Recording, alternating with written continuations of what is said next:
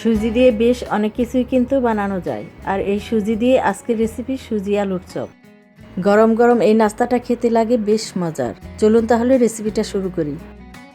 এই রেসিপির জন্য লাগবে 5 থেকে 6টা সিদ্ধ আলু। সিদ্ধ আলুগুলো একটা গ্রেটার দিয়ে প্রথমে গ্রেট করে নিব। আপনারা চাইলে হাত দিয়ে ম্যাশ করেও নিতে পারবেন, তবে গ্রেট করে নিলে আলুর ভেতরে দানা দানা ভাবটা থাকবে না। আমি ঠিক 2 কাপের মতন আলু এভাবে গ্রেট করে নিলাম। এবার একটা মিক্সিং বলে এই আলুগুলো দিয়ে দিচ্ছি। সাথে দিচ্ছি হাফ কাপ ময়দা,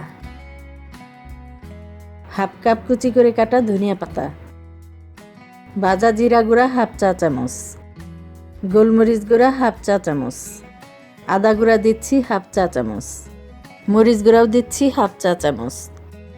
এবার দিচ্ছি সামান্য একটু হলুদ গুঁড়া, স্বাদ মতো লবণ দিয়ে দিচ্ছি গ্রেট করে রাখা হাফ কাপ মজারেলা চিজ।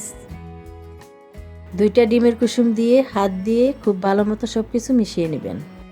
ভালো মতন এভাবে মেশাতে থাকবেন, দেখবেন মিশ্রণটা বেশ নরম হয়ে আসবে। তবে মাখানোর শেষে যদি আপনাদের কাছে মনে হয় একটু বেশি নরম হয়ে যাচ্ছে, সেক্ষেত্রে মিশ্রণটা একটু ফ্রিজে রেখে দিবেন।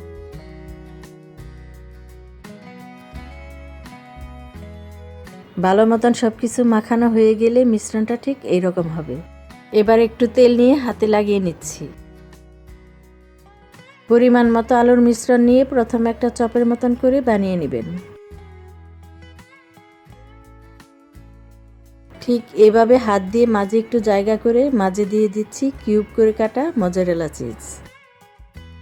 এবার ভালো মতন চারপাশ থেকে চিজটা ঢেকে একটা চপের মতন বানিয়ে নেবেন।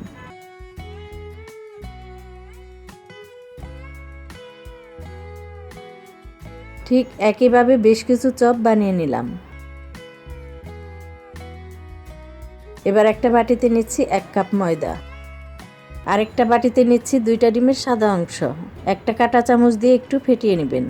এবার অন্য আরেকটা বাটিতে নিচ্ছি পরিমাণ মতো সুজি। এবার এখান থেকে একটা একটা চপ নিয়ে প্রথমে ময়দায় ভালো মতন মাখিয়ে নিচ্ছি।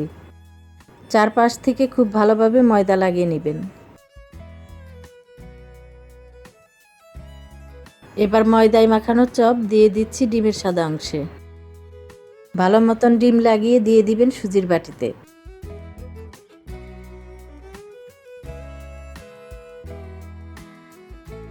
চারপাশ থেকে ভালো মতন সুজিটা লাগিয়ে নেবেন।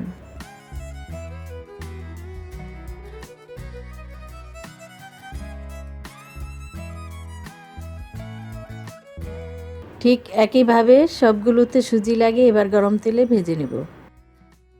প্রতি ব্যাচে 2টা করে দিয়ে ভেজে নেবেন, এতে ভাজাটা সুন্দর হবে। চুলার আঁচ মিডিয়ামে রেখে এক পাশে ভাজা হলে অন্য পাশে উল্টিয়ে দিচ্ছি। 2 পাশে হালকা রং করে ভেজে নেবেন। খেয়াল রাখবেন সুজিটা যাতে পুড়ে না যায়।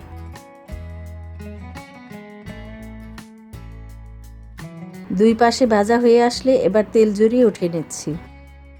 ভেতরে চিজ দেওয়ার কারণে এই নাস্তাটা গরম গরম খেতেই বেশি ভালো লাগে। আর উপরের ভাগটা সুজি দেওয়ার কারণে বেশ মুচমুচে হবে, দেখবেন খাওয়ার সময় ভালো লাগবে।